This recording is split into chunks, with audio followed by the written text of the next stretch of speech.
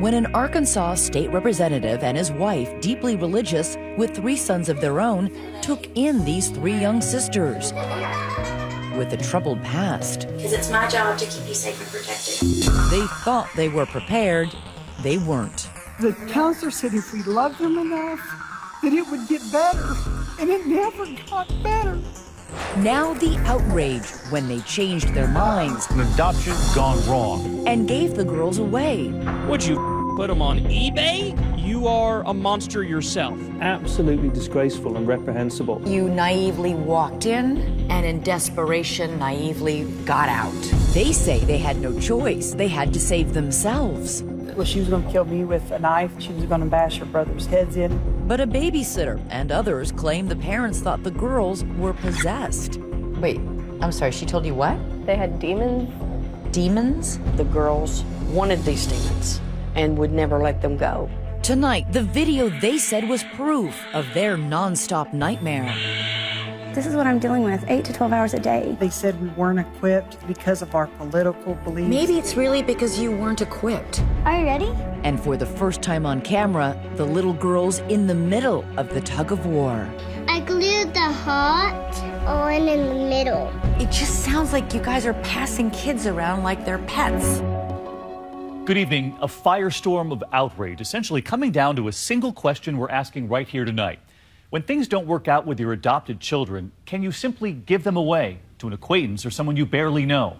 Elizabeth has been tracking this case now for months. That's right, David. Those little girls trying to find a forever family. But what happened when that family, those new parents, allegedly said the girls had demons? Well, some people wondered if they were the real demons for their about face. One note, to protect the girls' privacy, we are not showing their faces or using their names. Come to Northwest Arkansas, and here, amid the beauty of the Ozark Mountains, you'll find a landscape dotted with haystacks and church steeples. The air filled with bird song and the joyful noise of gospel choirs.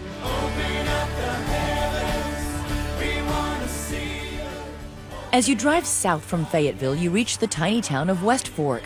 Blink and you'll miss it. You think it'd be how to be saved? Or it was here that Justin and Marcia Harris were raising their 3 boys in a devoutly Christian household. Heavenly Father God, we come to you in the name of Jesus. Lord, we just thank you for today. When one evening after dinner, they received a mysterious phone call from a woman they had never met, the mother of 3 little girls, making a request they never expected. Will you please take my daughters? You know, she's going to lose her children. But did you ask her why she was losing her daughters? Of course, she didn't tell me much of anything. Take my daughters, 3 sisters, ages 4, 2, and 9 months. A strange request, yes, but not an absurd one.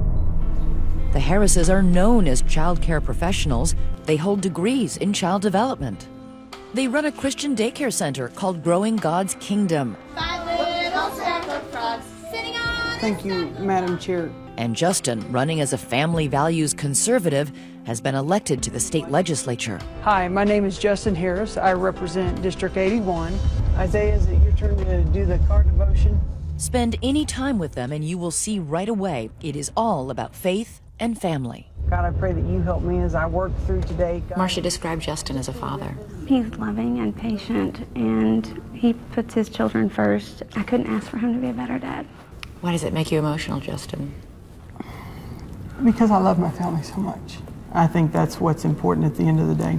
So important, in fact, that the Harrises had already decided years ago that they wanted to adopt more children.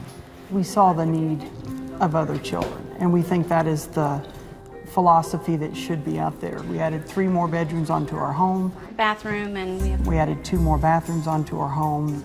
That's pretty concrete before having anything in place, right? Yes, nothing was in place. So when that odd phone call came, it almost felt like divine intervention. Over the following months, the Harrises discussed and prayed and decided to go for it. They arrange a meeting with the mother in the parking lot of this Fayetteville church, and they tell her they want her daughters. Don't you think maybe you weren't considering all the possibilities? That this might be a little bit more than you should take on? Elizabeth, I think we did consider those possibilities. But I want to be clear, why we were wanting to do this was because we had love for children. It sounds rash to decide to adopt 3 girls you haven't met, about whom you know very little? For us, it was not any different than doing an international adoption where you've not met children. The Harrises would soon learn some of the harrowing details of the girls' short but troubled lives. A drug-addicted mother involved with a string of sketchy men prone to criminal activity and abuse of the kids. The house reduced to ashes in a meth fire. Ugly stuff. In fact, by now, the 3 little girls are wards of the State Department of Human Services, or DHS. And how were they doing, all 3 girls? The 2 younger girls were doing great, just 2 normal little girls. The older girl had some problems, and she would have some outbursts sometimes. Adoption specialist Jan Wallace is brought in to find the girls a permanent home. By now, the oldest daughter is in therapeutic foster care, and the 2 youngest girls are in the home of Cheryl and Craig Hart, experienced and respected foster parents. You got the baby first. We did. She was cute. She was really cute. What about the middle daughter? What was she like? She was just over 2. She loved bows in her hair. She loved matching flouncy little tutus. She loved to get dressed by herself in the morning. But the Harts can tell the girls have already been through a lot. One sign, it appears the youngest, still a baby, has already been sleep-trained the hard way. She didn't cry? Not really. Not much. You could see that she hadn't gotten any attention, and she wasn't used to people, fussing over her or whatever. So even at 9 months, she learned not to cry because... Nobody came. Nobody came. And the middle girl indicates some of the attention she had received was the wrong kind. She said, "My baby sister, she's safe." And I said, "Yeah, she's safe. Why?" And she said, "I don't want the boogeyman to get me. I don't want him to get my baby sister." So it didn't take long to figure out that she had been abused. Still, the Harts say the girls never really acted out. They weren't violent in any way with any of the other kids? Never. No, never. Instead, they say these images show the girls' typical disposition, happily brushing their teeth, playing on the playground. This is the middle girl having fun at a football game. Our Father, who art in heaven. And at night, saying the Our Father. Like any faithful Christian family, the Harts carefully taught her the Lord's Prayer. Forever and ever. Forever and ever. Amen. Amen. Meanwhile, nearby, 2 other faithful parents, Marcia and Justin Harris, are hoping to take those 3 girls they've never met out of the temporary placement of the Harts and permanently adopt them to become their forever family. But there's a snag. DHS isn't making things easy, concerned about placing abused girls in a home with any other young children. I did not want the children ever placed there. Ever, ever. Because as a family, they had no experience dealing with children with these issues. Correct. Wallace wants them in a family with no other small children. It'd just be better. For one thing, they could get full attention. They could get the therapies that they needed. But the Harrises insist the opposition from DHS was about something else, their faith. DHS was opposed from the first meeting that we had because they felt like we were a fanatical couple. That was their #1 issue. So they weren't concerned about the girls, they were concerned about your faith. Yes, and they said it's going to take more than God to deal with this issue. The Harrises hear all about it during a meeting with everyone involved with caring for the girls. And they had their therapists there, the caseworkers were there. Everybody tried to talk to them so they realized how serious an undertaking they were asking. It just fell on deaf ears. How blunt was everybody being with the Harrises in this meeting? Did people say, this is a bad idea? Yes. And what did she say? She said, we each have a degree in early childhood development. We have a daycare where we have therapists on site, and we have God, and we believe in the power of prayer. The Harrises are adamant they feel they can handle the girls. And by the summer of 2012, despite all those objections, a judge approves the triple adoption. When the judge said, you're going to take the oldest girl first and see how that goes, and if things go well, then we'll gradually move in the other 2. They literally fell to their knees and thanked Jesus. I'm not kidding you. Their prayers have been answered. The Harrises have the family they wanted. So how does their little slice of heaven turn into a living hell? She just screaming in rage at the top of her lungs, and I said, this is what I'm dealing with, 8 to 12 hours a day. Stay with us.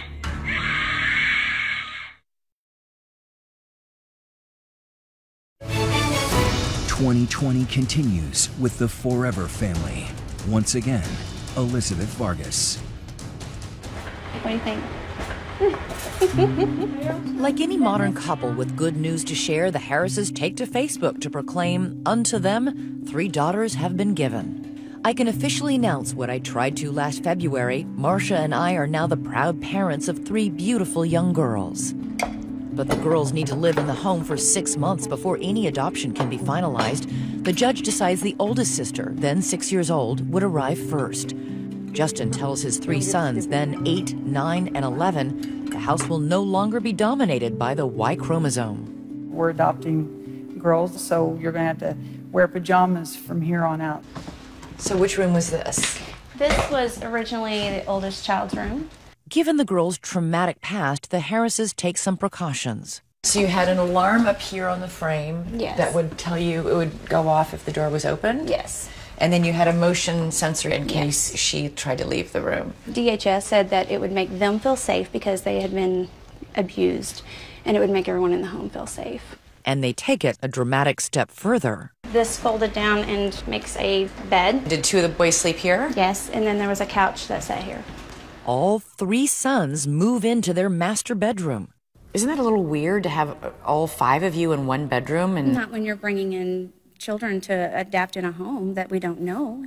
My children that were first given to me, my biological children, those are the ones that we were going to safeguard first and foremost. The Harrises know these are little girls who come with big issues. Mommy, hurry!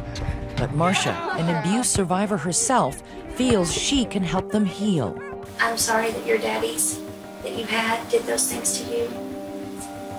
But your daddy that you have now loves you very much, and he does not do those things to you. Got it. In this video, she has a talk with the oldest sister. She'd entered the Harris home in June of 2012. If anyone ever touches you in an inappropriate way, look at mommy. Whether it feels good or not, I need you to let mommy know. Because it's my job to keep you safe and protected. Okay? Okay. To an outside observer, all would seem well. The oldest sister even pops up in her pre-adoptive father's campaign ad, a violation of adoption law. Harris is told to remove the image. what were your first impressions of her when you met her? We loved her, and we still do. But almost immediately, there are clear signs that the Harrises have taken on more than they thought. She was a very hurt child. How could you tell she was hurt? Because in the very beginning, she would not attach anyone. She would come in and she cussed us out. She had a lot of anger. Anger that they say looked like this. The Harrises say these tantrums would ignite without warning. And I had showed DHS a video of her, and they're like, oh, good luck with that. She just screaming in rage at the top of her lungs. I said, this is what I'm dealing with, 8 to 12 hours a day. 8 to 12 hours a day? Goodness, it never stopped. It just screaming. There were no tears, just rage screaming, non-stop. Given the fact that things go south so quickly, why would you proceed with the adoption? We thought things could get better. We thought with the counselor said if we loved them enough, that it would get better, and it never got better. Despite the ongoing domestic drama, the Harrises never waver. They proceed to bring the 2 younger sisters in, introducing them to the family pet, taking them to the duck pond. But their arrival only adds gasoline to the increasingly combustible household. When they see each other, it triggers old memories, bad memories. She starts talking about biological mom to bring it back up, the things they had been through, things they had experienced. What were they doing? I would ask the middle one, I would say, what are you doing, when you sneak out of your room? She said, I'm going to kill my brothers. Listen to this home video. Why would you tell Ethan you was going to kill him? Because he told me that. Who told you that? The bad man. The bad man? The middle girl discussing fantasies of murder with sweetness in her voice. What did he tell you to do to him? To kill him, for real.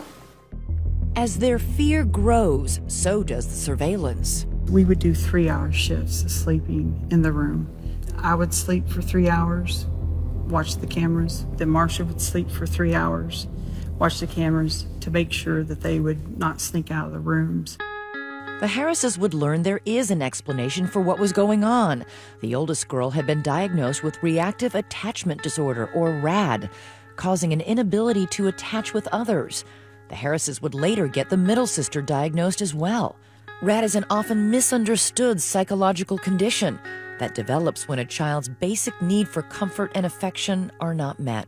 In serious cases, these children can become dangerous. This sounds like a family under siege. It is.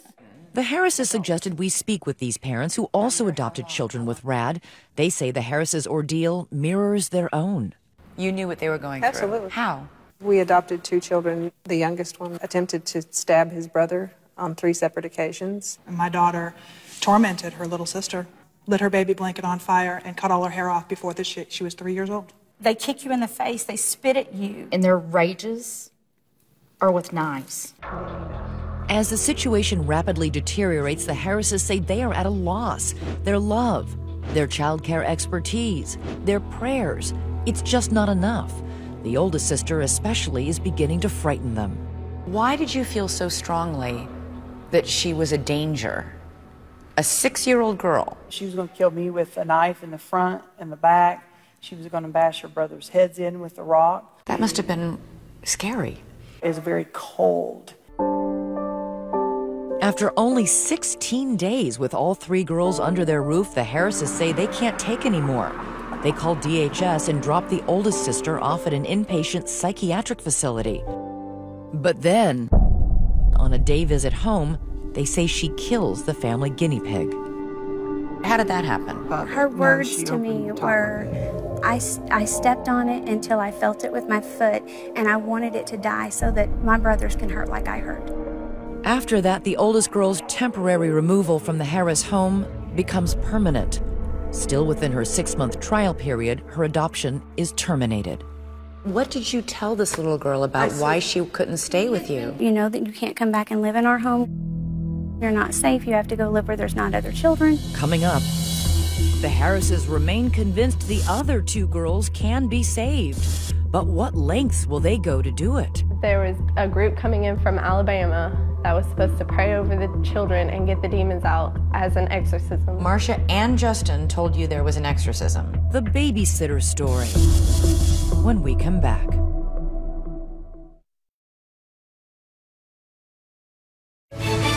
We return to 2020's The Forever Family with Elizabeth Vargas.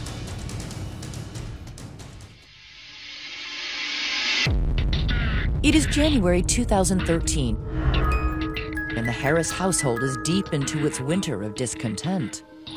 We're not sleeping. We're at our wits' end.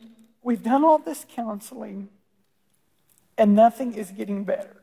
The oldest of the 3 sisters is no longer there, but the Harrises say the middle sister, also diagnosed with RAD, is now acting out, despite regular therapy sessions. Did you have any training to deal with this? We did our 4 years in child development specialist. I worked at Children's House Therapeutic Daycare Center. So we know it.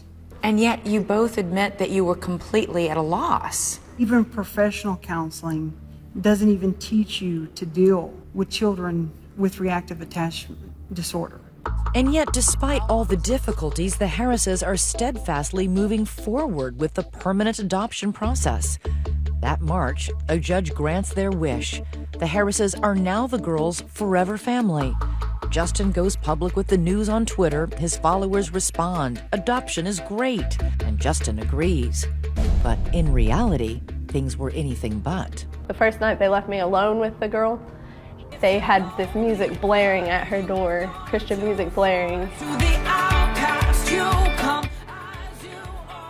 The main rule, they couldn't interact with each other at all. So you were never allowed to have both girls in the room at the same time? No. Chelsea Goldsboro, the Harrises' babysitter that spring, says she walked into a house governed by strange rules and even stranger explanations from Marcia. What did she tell you?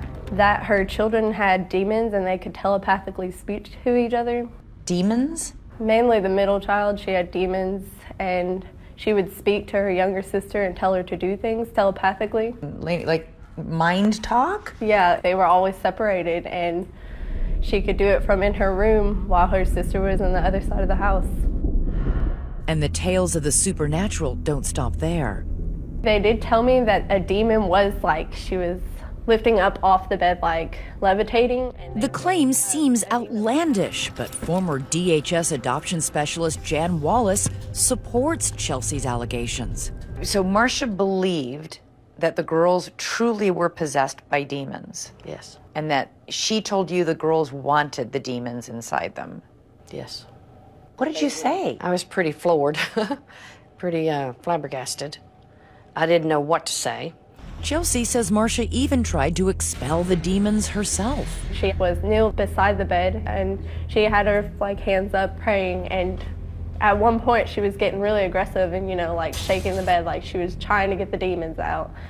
What was she saying? Send these demons back to hell, you know, get them out of my children, cleanse my child. Where was the child, the middle girl, while this prayer and the bed shaking was going on? She was standing on the other side of the bed, screaming. And when that didn't work, Chelsea says the Harrises brought in some experts, spiritual advisors Hal and Alondra Parks from Birmingham, Alabama. There was a group coming in from Alabama that was supposed to pray over the children and get the demons out as an exorcism, is what they said. When did this exorcism happen? I would say 3 or 4 weeks after I started working there. But they did not want me around because if your heart wasn't in the right place, then the demons would attach to you instead. Jan Wallace says she discussed the Parks' visit with Marcia later. Did you ask her, is this an exorcism? Yes. What did she say? She said it was. She told you it was an exorcism. The Parks denied our request for comment. They have previously confirmed a visit to the Harris house, but denied being involved in any exorcism. So does Justin. We are Southern Baptist. We do not do exorcism. I'll be very clear about that. Period. You didn't bring somebody to the house to exorcise the devil? No. I mean, did we turn to prayer? Yes. Marcia and I pray every single day, morning, noon, and night. I mean, and never will we deny praying. The Harrises categorically deny all of Chelsea's allegations. They even dispute the amount of time Chelsea says she was in the house, claiming she only spent 36 hours total working for them. When the Harrises say you're lying about this, I want to give you the chance. You categorically stand by your story. I stand by it. Every detail. Every detail. Because it sounds pretty unbelievable. I know. Everybody tells me that I'm not lying about anything.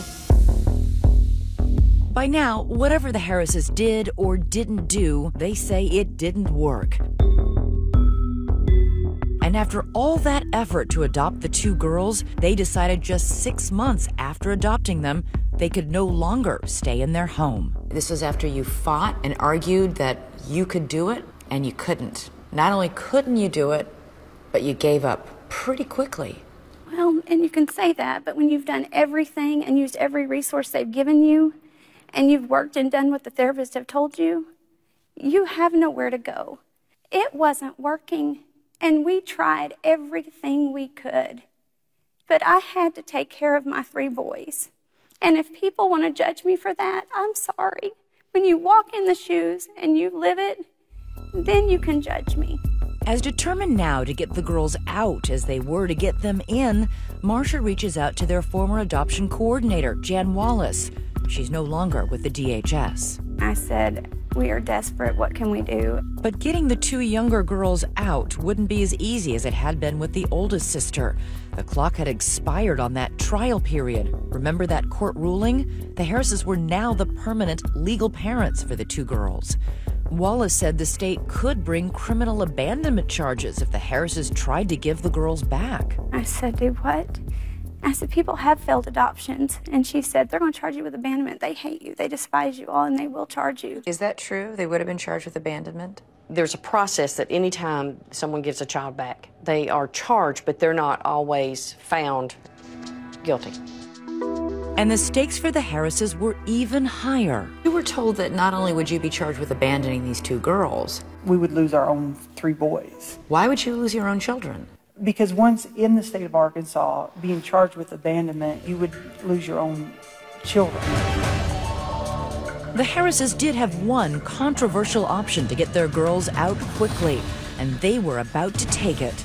It certainly got their new daughters out of their family, but it would cost the Harrises their reputations. An adoption gone wrong. It would be disgraceful and reprehensible. A state representative embroiled in controversy. And it would cost the girls much more. I couldn't sleep for 2 nights. It made me sick. I was shocked, and I wanted to say, I told you so. Stay with us. So our question for you here tonight, what do you think of the Harris story? Do you believe it? And faced with what they say was an impossible situation, would you do what they did, give back your adopted children? Let us know on our Facebook page and on Twitter. Use the hashtag ABC2020. David and I will be right back.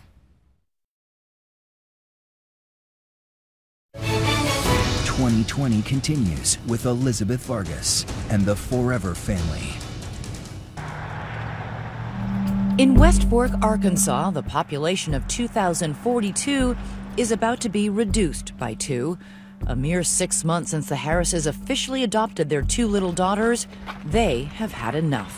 How do you tell 2 little girls, we don't want you anymore? Well, I don't think we never said that. So what did you say? I just simply told them, you know, we're going to go live somewhere else where we feel like you can be safe, your brothers can be safe. But now their adoption is finalized and they can't simply return them to the state. They could be charged with child abandonment and lose custody of their 3 biological sons. So instead they opt for something called rehoming, a term borrowed from the pet adoption world. Rehoming is a legal loophole in the system that allows adoptive parents to basically give away their kids. There is virtually no vetting and no judicial oversight. And remarkably, rehoming at that point was legal in all 50 states. The question is were you so naive about what it takes to raise severely traumatized children that you naively walked in and in desperation naively got out? Like, just get them out. When I was threatened with abandonment and losing my own 3 boys, we had no choice. Marcia reaches out to friends, the Francises. Like the Harrises, they look great on paper. Marcia knows the wife from college, and the husband, Eric, was once a teacher at the Harrises preschool. I said, well, here's the situation, and I told her about the girls, and she said, we've been praying about it, we want to adopt. And were you fully honest about how challenging these 2 girls were? But see, they've adopted internationally 3 times, and they had a daughter with Rad, so they were very familiar with it, and they wanted to move forward. We said, okay. But within months of moving into the Francis home, an already tough situation turns tragic. The decision by Justin and Marcia Harris to rehome the adopted children inexcusable. The middle girl is molested by her newest dad. Bombshell reporting this week, tying State Representative Justin Harris to an adoption gone wrong. The news breaks months later when police are alerted by an anonymous tipster. An investigation from one of our news partners uncovers a startling link between an Arkansas state representative and an admitted child rapist.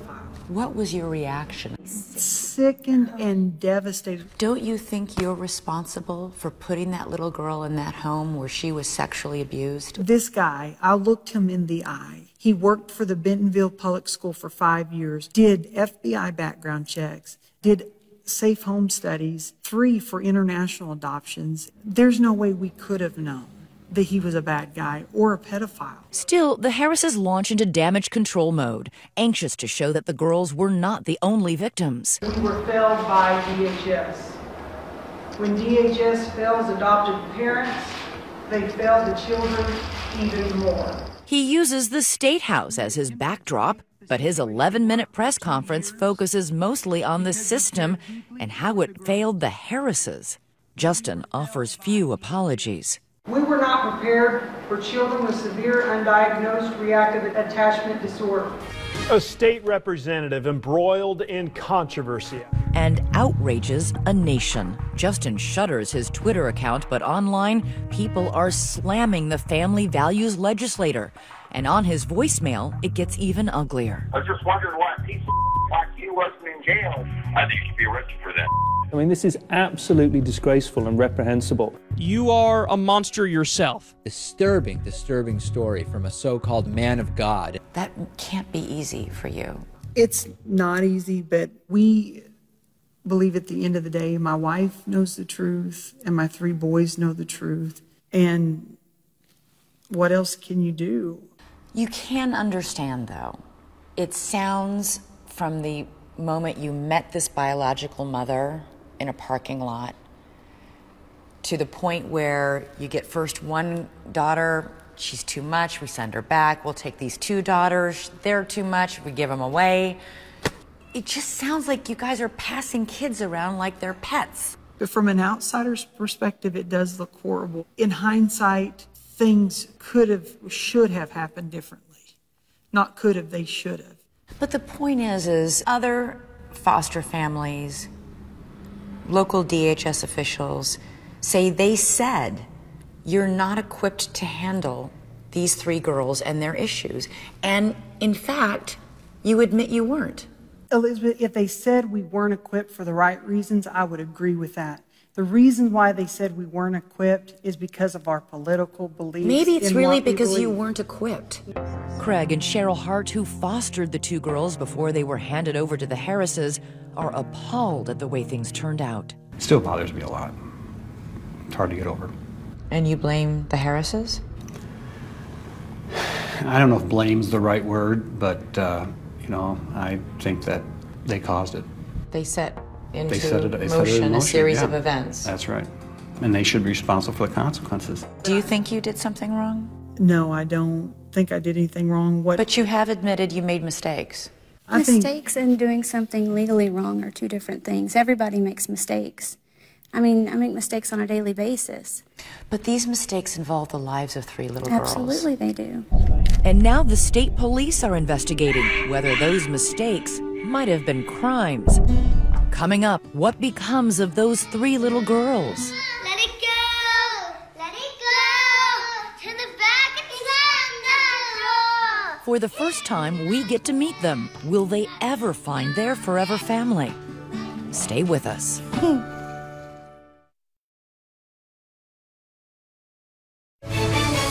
2020 continues with the Forever family. Once again, Elizabeth Vargas. We are heartbroken by this situation. Who is responsible for the Harris adoption disaster? The state police launched 2 investigations, and now the Harris family must confront the possibility of child abandonment and child cruelty charges.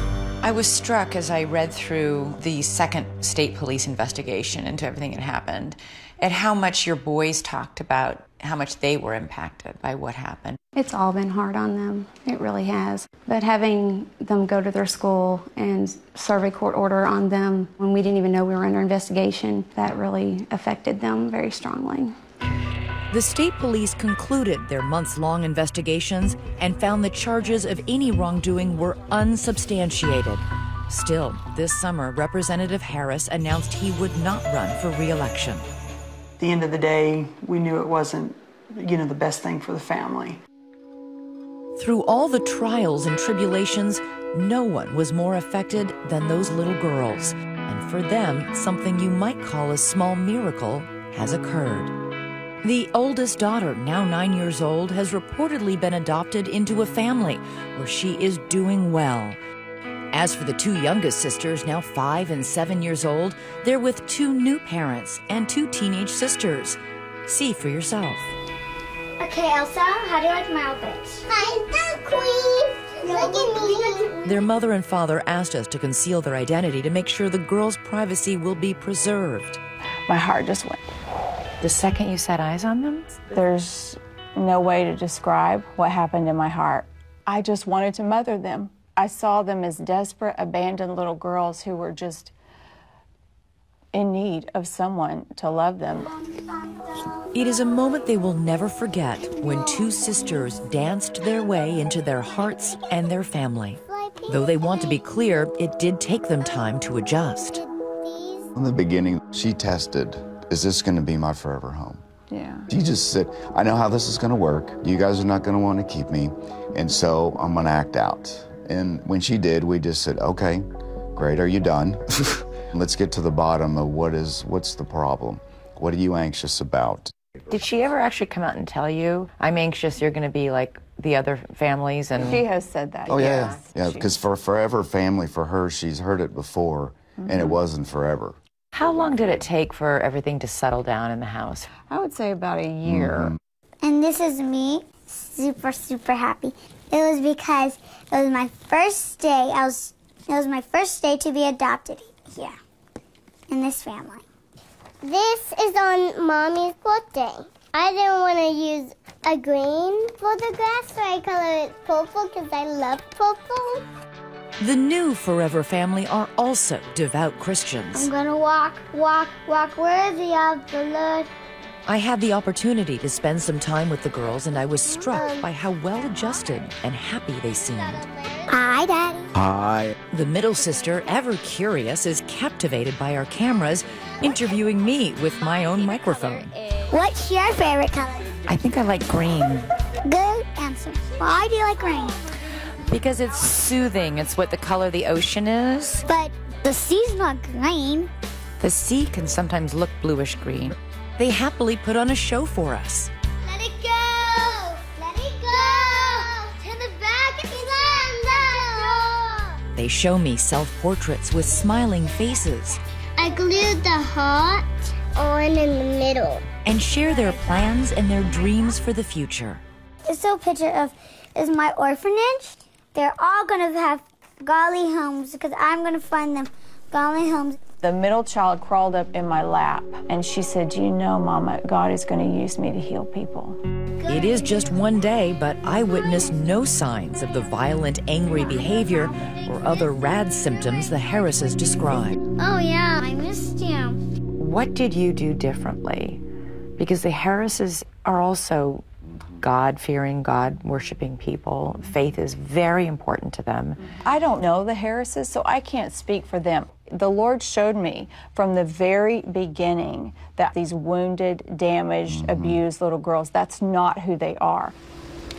We go back to the Harris home, where we see no sign of the girls who came and went, except in the yard, where these pink bikes and a dollhouse sit like unguarded monuments to a misguided, if well-intentioned, dream. I did want to tell you both that I spent yesterday with the two girls, and they're doing really well. That's good. Is there anything that you want to know about them? There's a lot we want to know. How is their birthday? I mean, how are they doing? Do they remember their mom and dad? We pray for them. We continually want the best for them. They seem to be flourishing. It is good. It's very good news for us. Flourishing in their forever family. We had been introduced to this song called Wanted, so healing for them. Wanted, a song that finally rings true. You are wanted to every broken heart. He stands with open arms. They are both strong and they are both very bold.